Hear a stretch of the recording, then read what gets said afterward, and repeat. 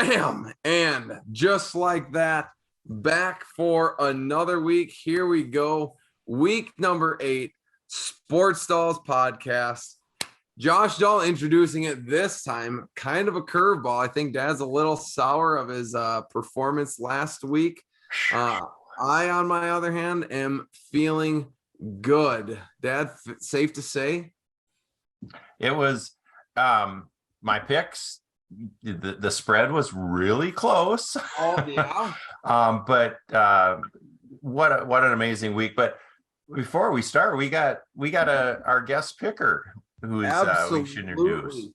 Just how do I just choose the words to introduce the man, the legend, Gus Davis' finest men's basketball, Seth Anderson, not only a legend, but my cousin, Seth Anderson, back for another year. Welcome back. Thanks for having me, guys. Always an honor to be part of the podcast. I think this podcast is probably gaining viewers by the dozens every year. But I certainly like to tune in. There's times where I'll just be on a long trip. I got to cover an hour or something, and the radio's just not going to cut it, and sports radio is talking hockey, and where do you go for sports but the Sports Dolls podcast? Yep. Amen to that. Couldn't have said it better myself. And what a smooth transition, Dad. Let's see that intro. Oh, again. Yes.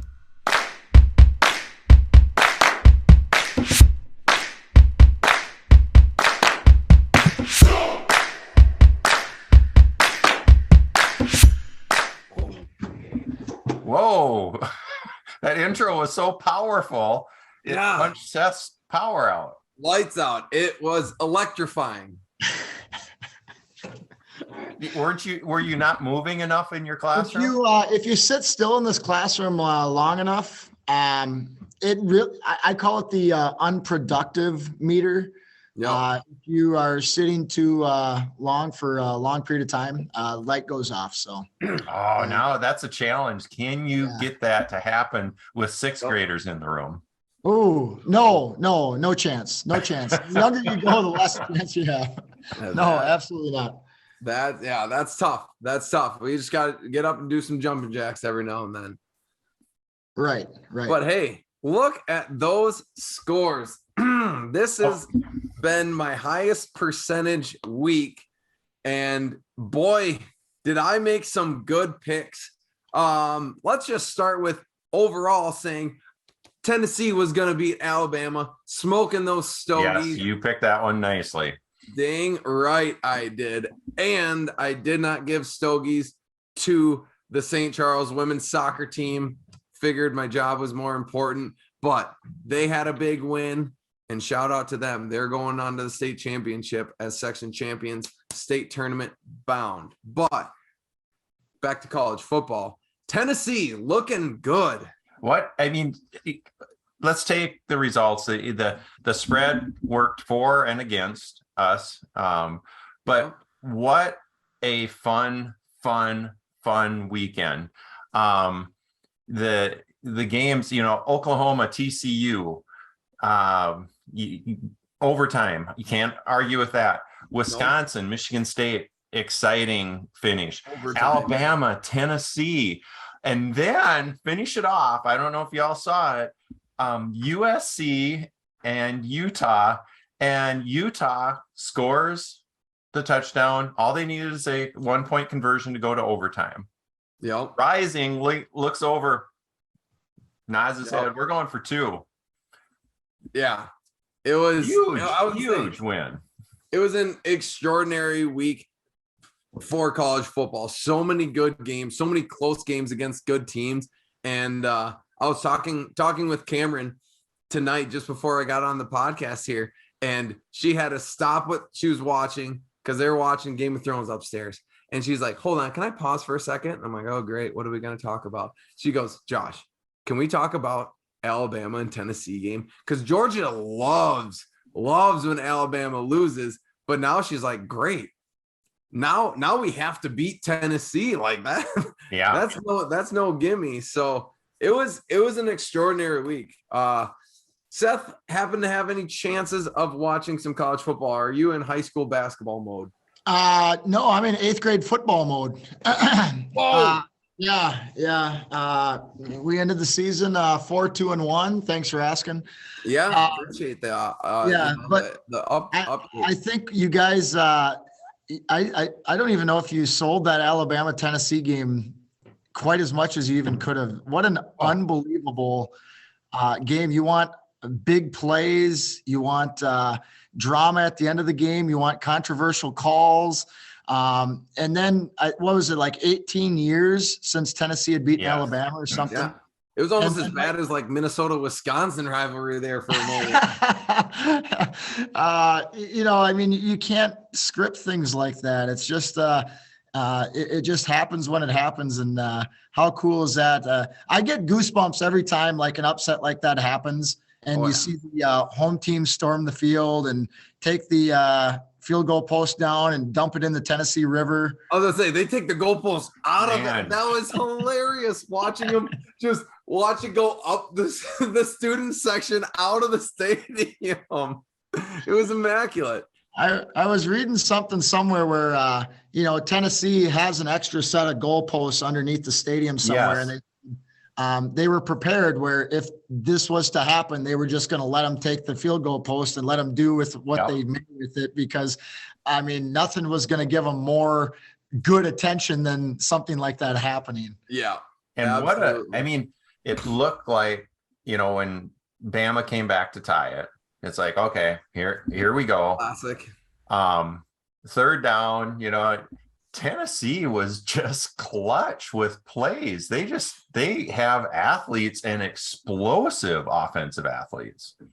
Yeah, absolutely. I was looking at something on Twitter the other day, and I don't think this would ever happen, but there was a guy who was coming up with a scenario where he said, we could legitimately have a college football playoff with all 4 SEC teams with Alabama with 1 loss and winning the tournament, Tennessee maybe with 1 loss, but it being to somebody, Georgia with like losing and then SEC whoever else. championship. Oh, don't forget Ole Miss in there.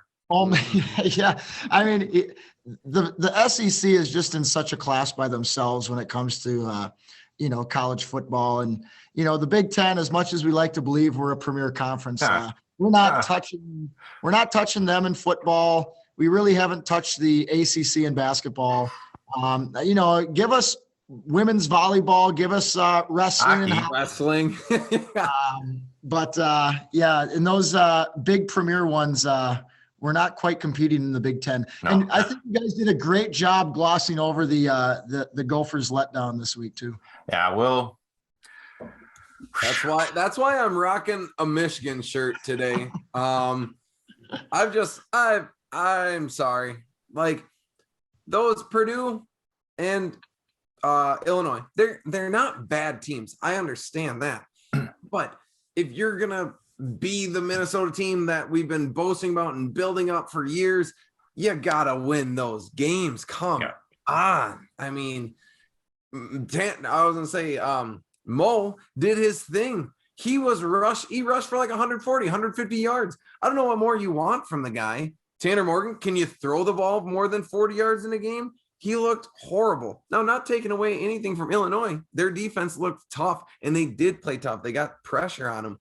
But if you're going to say you're one of the best teams in the Big Ten, geez, play like it. Well, I thought the defense is doing about where I thought. They're really young. They have potential. Plus or minus 20 against real teams. That's happened. However, Josh, to piggyback on that, it's just like I really, really thought we'd be dropping 30, 40 a game against just about everybody. Yeah. Oh, and so, yeah. And I think we got a little false sense of we're amazing because our preseason was a pretty cake preseason. But then we come out and we play Iowa tough. We play Michigan State. Wait, not Iowa. No, not Iowa yet. Michigan State. We play them tough. And I'm like, all right, good deal. Like Iowa's not a flop Michigan State's not a flop of a team, but I'm like, all right, Purdue, homecoming, we're rolling. Not the case. Yeah. Okay.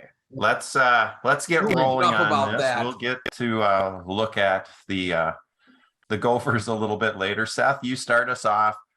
Iowa's potent offense is at the Horseshoe. Ohio State is picked by 29.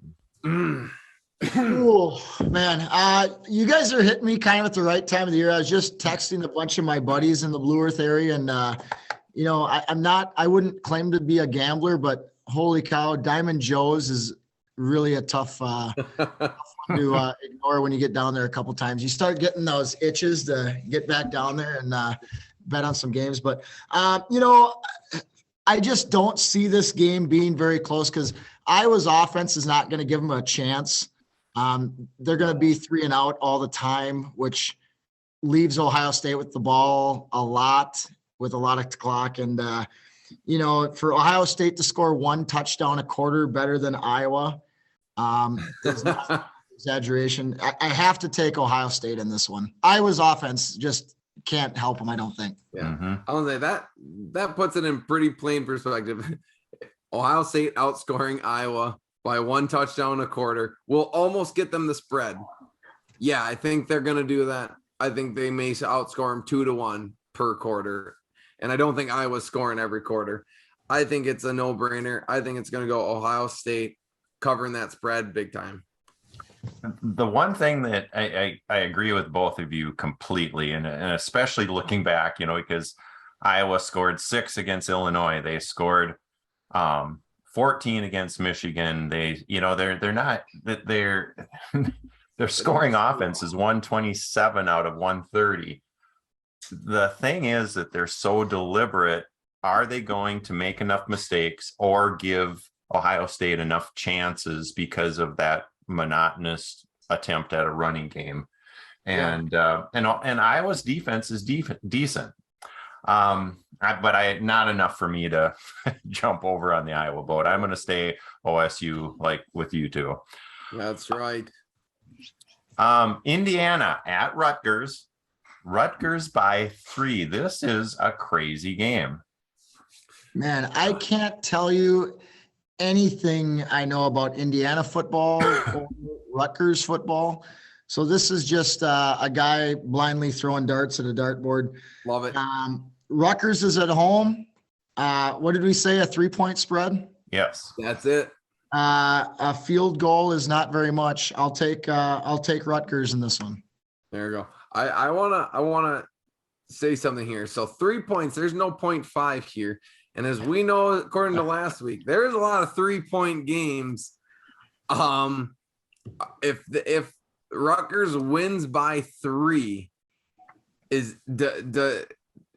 are they covering the spread? Does that cover the spread, or do they have to win by 4? I would like to establish this now, being your new overall leader. I don't want to be gypped out of any points here. You seem to think you're going to win this week. I got the hot hand. Keep them coming. Because I think this game will be a field goal, and the Rutgers may win by a field goal. But does that mean they're going to cover the spread? Okay, Seth, I'm gonna jump in first because you have more family history. Because I know someone in your house or in your family does venture to Diamond Joe's. I say if it's a 3-point win, that they pick them to cover 3 and cover, that 3 is covering. That's what I say. All right, Seth. Good. Casino rules. If you hit it exactly on the head, if you hit it at 3 exact, say I bet $5 on Rutgers to cover 3 points. Yeah. And it ends up being exactly 3 points, they just give you your $5 back. So it's like it never happened. No one wins. So that's neutral. Yep. It would be a draw. It would be a tie. Yeah. So you don't get a point. I want to get a point here. I say we establish our rule of if it hits exactly, it goes towards the team because they said they'd win by 3. They did win by 3. In my eyes, that makes sense. They covered. Points wise, for the almighty points of the Sports Dolls podcast, the very, very important. Which is why you see a lot of lines at 0.5 so that you don't have that. The casino makes their money. That's right. So our rules are if it lands exactly on it, the team covers. That saying, I'm going to go with Rutgers. Just wanted to establish that. Yes. Rutgers. Okay. So we've established that. Oh yeah. Thank you for bearing with me on that one. These two quarterbacks combined for 14 interceptions. Ooh, nice. So that's solid. Yeah. I did really appreciate Indiana getting that touchdown to get inside of 11.5 last game to get me that one. I enjoy that. Algorithm has Rutgers over Indiana by 5.5. That's more than 3. So I'm going to stay in the Rutgers corner. Let the algorithm decide for you. When in doubt, algorithm. I'd still like to know what this algorithm is that he always speaks of. Is this an Elmore thing? Is it an Edina thing? Where did he pick this up in his It's just kind of evolved over the last 8 years. The categories that it rates are the strength of schedule, number of wins, total offense, total defense, penalties, red zone offense, turnover margin, and scoring. Okay. So yeah, if it were a winner, I think you'd be seeing Dean down at Diamond Joe's quite a bit. Yeah, I'd love to love bubbles with him down there. Yeah. The slots are loose down there. Slots are loose. There you go. Change is raining. Okay, we go to two teams in different directions. Different directions. Northwestern at Maryland. Maryland by 13.5. Ooh, there we go. Man, that's 13.5 for Maryland and Northwestern. They both don't jump out at me as being, football teams that I worry about on a consistent basis. Nope. Man, 13.5. I'm just taking Northwestern. I just got a hunch that, the Purple Pride has been hot so far in football this year. I'm going Northwestern. That's big. That's big bold. Mistake. Northwestern. Heard me say it once, say it again. They are garbage. They're not the tough defenses that they have in the past. They don't have soon to be WWE wrestlers on the D line. They just don't have it. Maryland, on the other hand, in my eyes, besides, I was gonna say they would have covered the spread last week at 11.5 against Indiana, had that not, last touchdown push that. So I'm on the Maryland train for sure. I think Maryland's gonna win. They're gonna cover. I think that's gonna be a for sure for me. Yeah, I don't know when I can go with Northwestern with how they've looked for a while. Maryland, number 35 scoring offense against Northwestern's 123. Yeah. And Maryland's got some athletes, so I'm going to go with Maryland to win, and not only to cover. It's going to be 20 plus. Yeah, I think it's going to be a nasty game. It's at home too, so enough about that game. I'm more excited about this next one. Next one, I'm so curious about the spread. What a great situation for Purdue to be in. Purdue at Wisconsin. Wisconsin's picked by 2. Yes, they are. Which I think is I think that's home field advantage. That's about it. Yeah. I'm going Purdue. I'm taking Purdue. I just don't have it in my heart to go Wisconsin.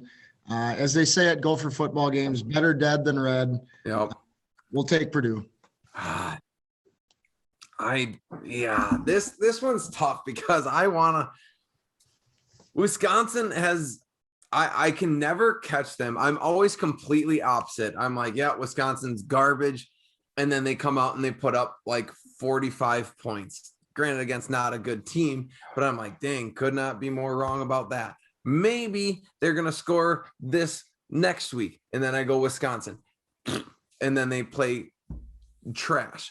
I just don't know. I think it's a flip of a quarter. It just, you don't know how well Wisconsin, they can easily win this game by 2 touchdowns, but they can also lose this game by 2 touchdowns.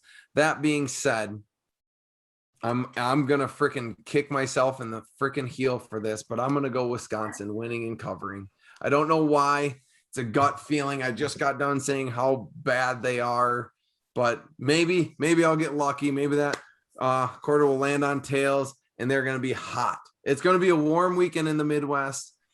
I don't know, warm weather, happy times, Camp Randall. You never know. Yeah, looking at this, and this will surprise you. O'Connell, Mertz. Mertz has more touchdown passes than O'Connell. Yep. Because he scores like the games that go off, he throws for 6 of them, and then he doesn't throw a touchdown the next game. Start moving, Seth. You're blacking out. There you go. Quick sprint, and he's back. Seth, I'm going with you on this. I think the algorithm has Wisconsin by 2. That would hit in our rules. But I'm going Purdue on this one. Okay, so yeah, they seem to be playing well. 2 offenses that are starving for quarterback leadership right now. Minnesota at Penn State. I think they had bigger plans on this when they made it the 6:30 game. So. Penn State, I don't think Clifford he's questionable. It doesn't sound like Morgan's going to play. It's going to be backup quarterbacks, offenses that are really struggling. Penn State's picked by 5. Oof.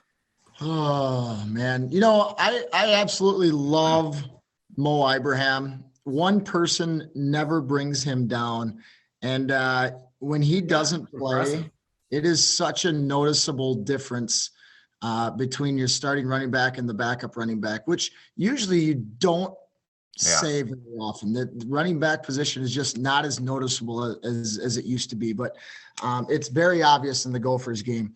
With him being there, it makes me less weary, but with Tanner Morgan out, as much as we give him as much heat as we do here in Minnesota, I don't know how the Gophers are going to move the ball. It's going to be really hard if there's no threat of a pass whatsoever. Yeah. I have no idea what Penn State has. I think Penn State's going to cover, and I think it's just my Minnesota pessimistic attitude of the way the Gophers have let me down the last 2 weeks. I know. I was high and mighty. I'm like, this is going to be a good year. We got a lot of veteran offense, but yeah, there's times I'm like, yeah, Tanner Morgan is looking good at quarterback, but oh man, like you said, without him, I think Penn State's going to load up the box. I think they are going to do everything in their power to make Minnesota beat them by the pass. Now, here's a golden opportunity. Young quarterback coming in there. Like, I would love to see it. Young quarterback coming in going, hey, they expect nothing out of me, and just have him play out of his gourd, because he's going to be getting one-on-one coverages everywhere all game until he starts throwing touchdowns, which, if PJ Fleck recruited him, he brings in pretty decent recruits. I hope that happens. But I don't think that's going to happen. Unfortunately, I think they are going to load 8 people in the box all game and do everything they can to stop Mo. I'm going to go Penn State winning and covering. Yeah, I think Mo is going to be the difference one way or another. Mm-hmm. I think this is going to be an ugly game, ugly, slow moving. I think Penn State's going to win. I do not think they are going to cover, though, just because I don't have faith in their offense either. So I'm going to stay in the Minnesota camp, not to win, but one more week. Hang in there. Yeah, that's a holder response if I've ever heard one. Yep.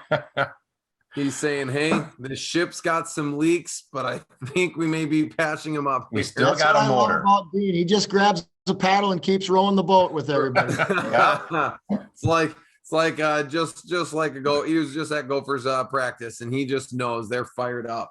Mm-hmm. Mm-hmm. Let's go to Clemson. Syracuse at Clemson in the ACC. Good matchup. Clemson by 13. Mm-hmm.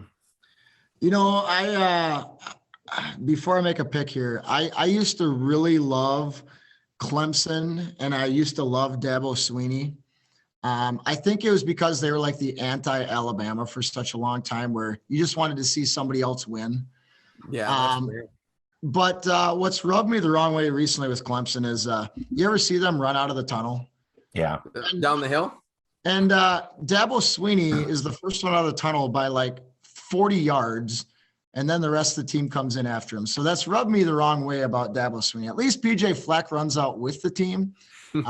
So it's hard for me to buy into the Dabo and cheer for him.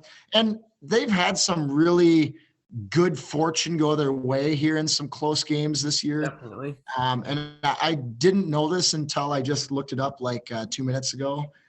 Syracuse, obviously a highly ranked team that they're going Undefeated. against. So 13 points. What did we say? Is it 13? Is that what you told me? Yep. That's a lot of points. I'm taking Syracuse to cover the 13. Give me Syracuse. Yeah. I think Dabo needs that 40-yard head start. He's not the athlete that PJ Fleck is. Like PJ Fleck, I swear he's gonna strap up those pads one of these practices, and we're gonna see it. Because that guy, he's still got zip, he's still got quickness. He's a built coach, that's for sure. So he can stick with those guys running. That's for sure. If we need a quarterback, he might step in this week. Who knows? Hand the headset off, take a helmet, and off we go. I still love Clemson. I'm a big BYOG fan. Got to keep bringing your guts. Man, you're right though. 13 is a lot against a good team. Boy, you're stalling on this one. I know, because I don't want to go against Clemson. My gut says to go against them, but I should have worn their shirt. But I'm gonna bring my own guts. I'm gonna go with that and say, hey, Clemson's here. They're gonna be the real deal, and they're gonna win and cover. That's a big pick for me right now. We'll see. That may be tearing me up or down. We'll see. Algorithm has Clemson by 7. They do have a common opponent. They both played NC State. Clemson won by 10. Syracuse won by 15.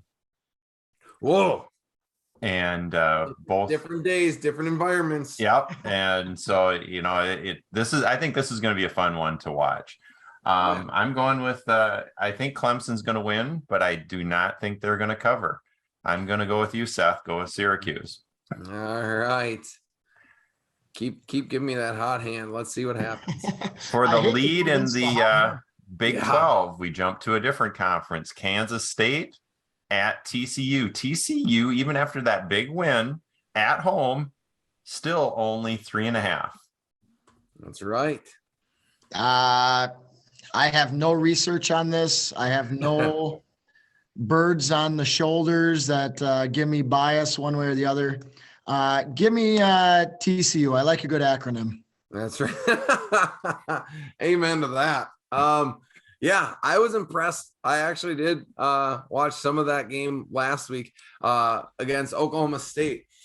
I was happy to see that the spread definitely helped me because it was a 3-point game and a 4-point spread. Absolutely loved that. But they're tough. I mean, they're coming off a big win. I always get nervous about the hangover effect. Okay. Playing against Kansas State, but I think they're going to stay hot. Keep the hot hand rolling like myself. We're going to go TCU. Give them the eye. Those cats don't have nothing on you. TCU. Wow. Yep, still hard for me to get used to Adrian Martinez in a K-State uniform. First time ever, and I know the algorithm doesn't mean a lot to y'all. It does. It is the bread and butter to me, Dad. There's a lot of math going on here. And for the first time ever in 8 years, the algorithm came up a tie, exactly 105.5 rating scale. So that to me gives it to K-State. So I'm going K-State and Adrian Martinez. All right. See, that's why you got it. Yeah, the first time I ever saw the TCU Horned Frog symbol was at the College World Series. Oh, yeah. And the funny thing was, I believe they were playing South Carolina at the time. And Alex's only request is that Grandpa bring him home a Go Cox t-shirt. That's it. And Grandpa went up, bought a Go Cox t-shirt. I don't think he had any realization what he had just done. Yeah. No. Yeah. Nothing better than the I Heart Cox shirt. That was the glory days. Oh my gosh. And man, I would love to go back to Rosenblatt. I know it's not the old, but the new one. But man, that College World Series, you'd see some stuff there, some good baseball and some other things. Yeah, Dean might even be able to use that rating scale on some of those college gals they see in the crowd. Yeah, exactly. I think they're dying to know and be like, hey, ladies, I have this algorithm. Yeah, came up with it myself. Let me tell you. Pretty good. Turnover ratio, key. They're probably like, tell me more. I'm locked in. Okay, on that, let's jump to this one. Mississippi State at Alabama. Mississippi State is not a bad team whatsoever. 5-2. And Bama coming off of a very disappointing loss. Yeah, Bama by 21. Yeah, that's a big spread for this game, I think. Man, 21's a lot in the SEC. There's been a lot of wild games in the SEC. They're just so unpredictable. There's just so many good athletes in that conference. And anytime you just throw good athletes against good athletes, anything's going to happen. It just comes down to who doesn't shoot themselves in the foot with turnovers, who's able to sneak out a few big plays and big moments. And, Mississippi's big plays. I mean, they make a couple big plays and big moments, and that might shave it under 21. I want to go Mississippi State on this. I just think 21 points against an SEC opponent who's fairly quality. That's a large margin. I'll go Mississippi State. I wish it wasn't that big, because in my days down in Alabama, and ever since then, the 2 years I was down there, and I continue to watch this game that they play, Mississippi State for some reason just plays Alabama so hard all the time. Doesn't matter. And that's the part where I'm just like, I know Alabama is going to want to come back, and they're going to want to throttle whoever. I would be terrified of playing Alabama right now because, they are absolutely locked in. They know they have to win out to have any chance, and they are going to do that. Gosh, again, just like Clemson with a big spread in a big game, I'm going to go Alabama winning big. I think they're here to cash checks, break necks, and bring home a big SEC win. Roll Tide. Yeah, on paper, they've played two common opponents. Both played A&M. Bama won by 4. MSU won by, I had to do the math in my head, 18. Yep. They both played Arkansas. MSU won by 23. Bama won by 23. So this is pretty even. I think the difference in this is being underscored is Will Rogers. First of all, what a great name to have from the South and be the quarterback. Yeah. He's having a year, 23 touchdowns. And I'll say it again, Josh, I come here and this just astonishes me. And we saw it against Tennessee. Penalties. Bama makes so many mistakes. 129 out of 130 in penalties in NCAA football, 101 for giveaways in the turnover margin. You just can't do that regardless of how good you are. So I think Bama's going to win, but I don't think they're going to cover. I was going to say, some would say you can't win many games being bad at penalties and turnovers, but yet Alabama still somehow does it. With a Heisman quarterback. Yeah. Yeah. Yeah, I was gonna say they may not be Saban's smartest, most what's the word I'm looking for? Gosh, I'm really just drawing a blank on this one. Focus. They're not. Discipline. Thank you. Thank you.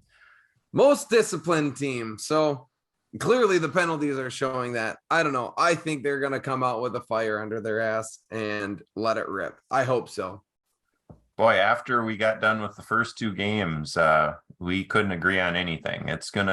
Something's gonna change in this the picks this week. Yeah. A couple of wild ones, those big spreads taking the over. Who the heck knows? Like I said, I might be riding my hot seat a little too high right now. Or I'm just gonna come back white hot next week. Stay tuned to either hear me very excited and rub it in everyone's face, or be brought down to reality and back bottom 3 in the overall ratings. We'll see. Seth, which of your picks, which game in your pick are you most confident in? Oh, if I was to pick one, looking at there was one, I think the one that doesn't bother me the most, one thing I like to do is if you pick against the Minnesota team, you're happy when they win. And then you're like, well, I knew they were going to lose if you get that one right. Yeah, right. So, that one is obviously one that will be in my mind, but I feel the best about the, I think the Penn State one. I do think Penn State's going to win. Okay. So. Josh? Yeah, that's very true. Honestly, I feel very comfortable with the OSU pick. I think they're going to roll over Iowa. I feel very confident, even with a 29-point spread. I'm hanging my hat on Maryland. I just think they're going to crank it up and keep cranking it up. Yeah. I just looked at all my picks. I took the over on everyone. Yeah. Look at me go. That's scary. Yeah, I was going to say push that over. That makes me nervous. That means every game that we picked has to go its way, which tells me it's not going to happen. So like I said, I may be short-lived on this hot seat, but I'm enjoying it while I'm here. It feels good. Seth, it's been a pleasure having you. What can we expect on the Waseca hardwood this year? When I figure it out, I'll let you know, but we'll be young. We'll be decent ball handlers. We'll be able to shoot it a little bit, but we won't have really anybody over 6'1". My kind of team. I like that. Just grind it out. Just make them ball hawks. Just have a team of honey badgers. Just hunting that ball. If that ball is below the waist, that ball is gone. You got it. And John Wooden style, run it up and down the court all season long. There's my spare time to come, Coach. Do you have any spare time to come up? We'll call it a training. You can do some OT on the kids, and then jump for sure. I got Thursdays off. Thursdays. Yeah. All right. I'll clear come the up. schedule. We'll set a time. Yeah, I'll get them pumped up. Josh, what's your basketball career? Well, I played tough defense. Let me tell you. Well, good deal, guys. Seth, it's been a pleasure. Thank you so much. Josh, any final words? Yeah, roll tide. That's all. I was gonna say, take the over. Here we go, folks. Bring that hand over that camera. We're gonna go Sports Dolls on 3. 1, 2, 3. Sports Dolls.